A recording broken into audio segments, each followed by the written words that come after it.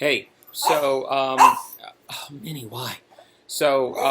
I'm not going to read my email, but I want to try to describe a few things to see if maybe, after you read my email, after you listen to this, if maybe it'll make a little bit more sense, although I suspect we'll probably still have more to talk about.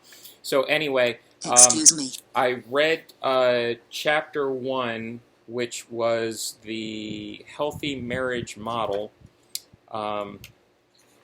In the book here, and I find it very fascinating, very interesting.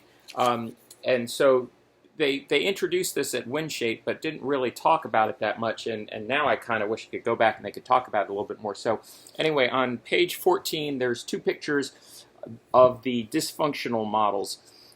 There's the enmeshed and there's the detached, and you have to read through it.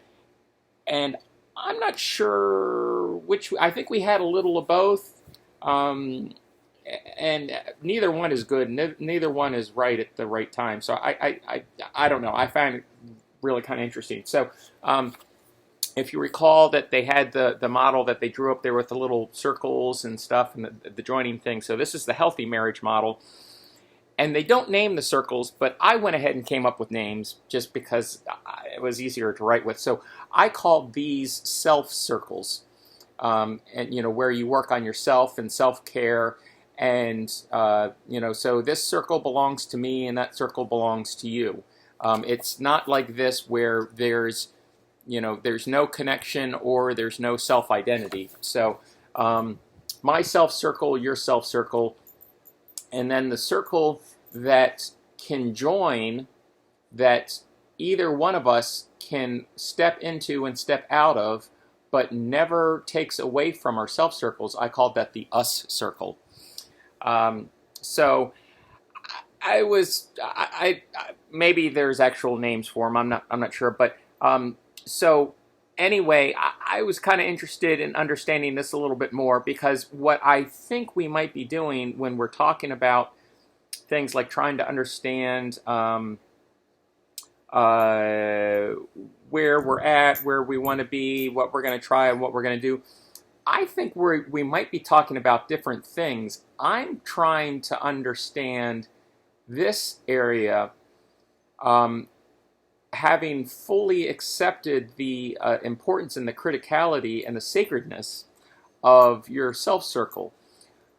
I feel like in the past, though, without this self circle, you had no sense of yourself. So I very understandably think that you are quite rightfully focused on making sure that now that you fought so hard and so well to establish that this be protected. So I sometimes think that when I'm talking about this, you think I'm talking about this, and when you're talking about this, I think you're talking about this, and that's where, since this belongs to you and this belongs to us, I think that's where I like to talk about us, and you think I'm trying to get into your circle, or I think that you don't want to share the circle that's shared between the two of us. I don't know. Anyway, so that was my thought. I don't know if that makes any sense or not. Was kind of thinking this might be an interesting thing to talk about on Saturday in our coaching session. I kind of wish now we had another day back at WinShape, and I would ask them to step through this and give some examples, because when they told the little story in here about John and Susan and the issues that they had with this lifestyle and trying to step towards this, it sounds really familiar. So anyway, I don't know if this helped or not, but looking forward to seeing your email. I'm sure it's going to be much shorter and much better written than my rambling. So anyway, hope you're having a great night. Talk to you later. Bye.